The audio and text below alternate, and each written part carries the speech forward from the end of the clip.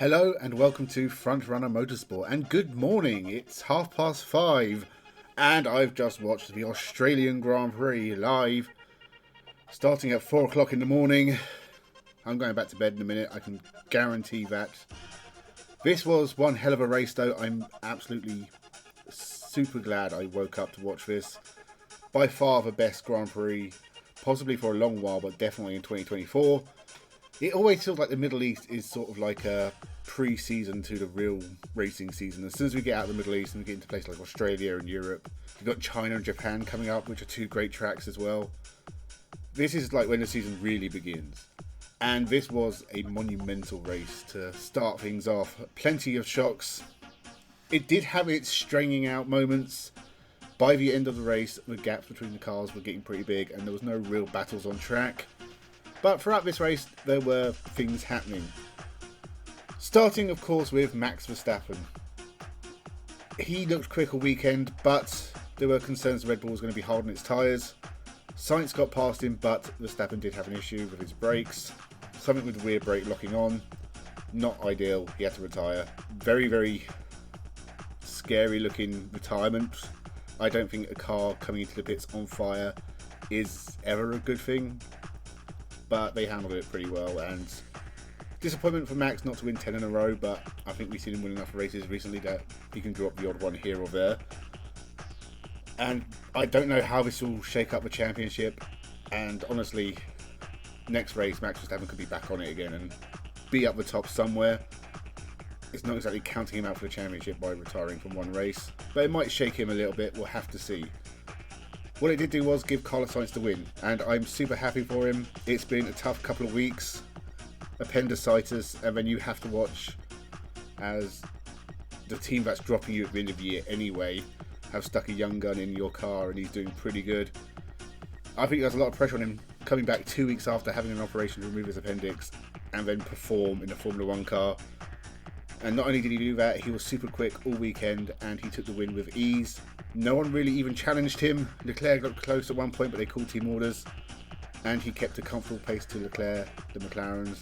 It was all round a wonderful job for Sainz. He has to be hired by someone. If I'm Red Bull, I'm looking at it as, well, Max Verstappen's threatening to jump, allegedly. And his dad's causing problems. And let's face it, Sergio Perez, he's not great. Would Sainz be a good fit for that team? And I think so. Let's face it, he's an ex-Red Bull driver. Well, Toro Rosso. He's been part of the mould anyway. And he can fit into that car, I'm sure. He's such a good driver, so consistent. And now he's added speed to it as well. He's taken Ferrari's last few wins. And I can't see why any team would not want him. Especially Ferrari, frankly. If I'm Ferrari, I'm looking at a past it Lewis Hamilton and a Charles Leclerc who hasn't won for a couple of years and has never really lived up to his potential. He makes mistakes every now and again. I think he's less consistent than Sainz. But I think if anyone's going to be a challenger throughout the year, it probably is Leclerc. And it's just a matter of time before he takes that win. But in 2025 with Leclerc and Hamilton, you've got two drivers who I think there could be arguments over. I'm sure both drivers want to be the number one driver. And I think with Leclerc and Sainz, that doesn't seem to be as big an issue. But I do think Leclerc and Hamilton, it might be. But honestly, if I'm Ferrari, I'm looking at it and I'm thinking, we could have had Sainz and Behrman. Both drivers look pretty good on paper, and it would probably cost us a lot less money. But then I guess it depends what they bring in sponsorship as well. I mean, honestly, out of the four drivers, all four have their pros and cons. And it's just a shame that Carlos Sainz has been frozen out because you've gone out and signed Hamilton. I'm not sure it's worth it. Of course, Sainz could go to Mercedes, but Mercedes are not in a great place this year.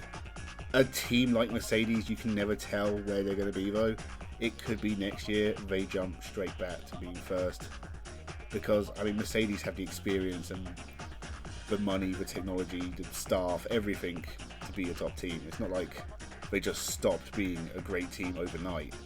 It's just regulations and development have gone against them at times, they're still Mercedes. Like, it's a big company. They'll be fine if they stick to it. And other than Red Bull and Mercedes, Aston Martin maybe, if Fernando Alonso decides to leave, and Fernando Alonso's been linked with the Mercedes seat, would Sainz see that as a step down? Maybe, but then Aston Martin have shown a lot of ambition in terms of improving their infrastructure and developing the car. If they got rid of Stroll and they had Sainz and Drugovich next year, that's one hell of a team. And that would be exciting to see what they could do. And would that take Aston Martin to the next level? Possibly. I think what's embarrassing for Mercedes at the moment is that their customer teams are doing better than them. McLaren and Aston Martin. McLaren definitely, Aston Martin probably around about where Mercedes are. So it's not the engines, it's the chassis. And McLaren have nailed it in a way that Mercedes have not. I don't think Norris and Piastri will be leaving McLaren anytime soon, so I don't think McLaren seat will be open to him. Sainz. And honestly, anyone else would be just dropping down the grid. You don't want to end up back at RB. You don't want to go to Haas. You don't want to go to Williams. You don't want to go to Stake. Maybe, you know what, actually, that could be an out there move for Sainz. Replacing Bottas at Stake, waiting for Audi to come in. Because Audi have worked with his dad. Sainz has won the Dakar Rally in an Audi. So, maybe. I don't know if it'd be a good career move, but again, Audi, you look at their history in terms of motorsport, they tend to win things. It wouldn't be a bad shout. WRC, endurance racing, touring cars. Audi have had success everywhere except single-seaters, really, so it's not a massive step out of possibility to think that Audi won't one day be a dominant force in Formula One. It's just how quickly can they do it? And is Sainz willing to wait and see what happens? I don't think so. I think that would definitely be a out there move. If not in Formula One, I'm sure he could find a space in a World Endurance team, the Hypercars, and that's a great series. I'm sure he could grab a seat in IndyCar or Formula E.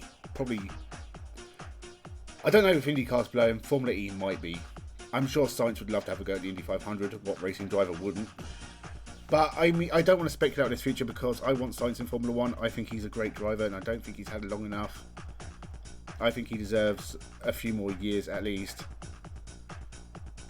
Honestly, I think his best bet is hope Red Bull get in contact and replace Perez with him.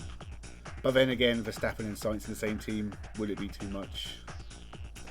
We'd have to see. As for this race, disaster for Mercedes. Hamilton breaking down, that looked catastrophic. It just seemed to just stop. And obviously it's an engine, so if it's done for the year, then they're down to 3 engines for 21 races. I don't know the full extent of the damage. I'm sure Mercedes probably don't at this point. But it could be a disaster. And then George Russell at the end crashing. Just unfortunate. It looked like Alonso was, I don't know if he was struggling for grip, but he was just a bit slow in the corner and caught Russell out. I think it cut to the onboard late in the crash and it looked worse than it was. But it was still an unpleasant crash. It looked like Russell was okay. But obviously it means no points for Mercedes at the Australian Grand Prix. Not that the Australian Grand Prix has ever been kind to Hamilton. I can't remember the last time he actually won it. It's been a while. Despite taking 8 pole positions there. But no points this year for Mercedes. And with Aston Martin getting a double points finish, McLaren getting a double points finish, and Ferrari getting a double points finish, and Red Bull scoring massive amounts of points everywhere else, Mercedes are definitely off the pace. Other than that, it was a great drive from Fernando Alonso, and I think it went a bit under the radar. He got lucky with the virtual safety car with Hamilton parking it, but he still did a fantastic job, and really, I think he did an amazing job to be ahead of Russell at the end of the race. And Stroll had a very quiet race. It's clear he's kind of stuck in no man's land where he's not fast enough to be amongst the top runners, but he is quicker than the midfield. So, I mean, unfortunately for him, that tends to be a finish between 7th and 10th. But if he does that all year, then at least he's been consistent. And maybe he can grab the odd good points finish when others have misfortune. Tsunoda, fantastic job. He was right there all weekend, out-qualified Hamilton and really pushed him throughout the race. Hamilton never really got away from him in the short time he was in the race. Tsunoda wasn't that far off Lance Stroll at the end of the race. I think it was within 5 seconds or so, which is just an incredible performance when the car hasn't really been performing. Tsunoda really has been doing the business. Again, very quietly and under the radar because he's not been scoring points. But it was a very, very good drive from the Japanese driver, and both Hasses as well got in the points, which I don't know the last time Haas had a double points finish. I think it's been a while, if it's ever happened before. I'm sure it has. But a great result for them, and again, Haas looked the best of the rest, really. Honestly, they weren't troubled by Ricciardo behind them. They had a good battle with Albon, which might be the highlight of this race. Albon really had a tough weekend, bad starting with the practice crash that meant Logan Sargent couldn't take part, and then I don't know if it was an issue with tyre, but he pitted quite early and just couldn't hold it up. But I think even Albon finished not that far off the point, so he did a good job as well.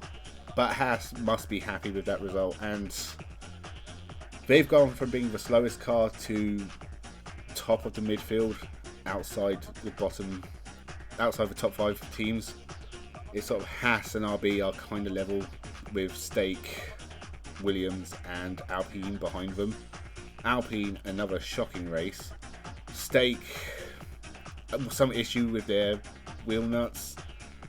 It's a little bit embarrassing, but they don't really have any pace anyway. Other than that, really, if I had to pick a driver of the day, really difficult. Sainz is the obvious choice, and I probably would go with Sainz, given the fact that 2 weeks ago he had an organ removed from his body. But the McLaren duo did an incredible job as well. Alonso did a really good job. Tsunoda and the Haas boys. Plenty of drivers did a really good job at the Australian Grand Prix. It was a pretty entertaining race. I did enjoy this one. Definitely the race of 2024 so far. I think the next round is China in a couple of weeks, or Japan. I can't remember. I'm too tired. I can't think. I'm going to go back to bed. So, with that, make sure you subscribe to the channel. Thank you very much for watching. Leave your thoughts in the comments below. Tell me what you thought of the Australian Grand Prix. Where do you want to see Carlos Sainz end up in 2025? Thank you very much for watching. I hope you enjoyed it as well. And most importantly of all, have a good one.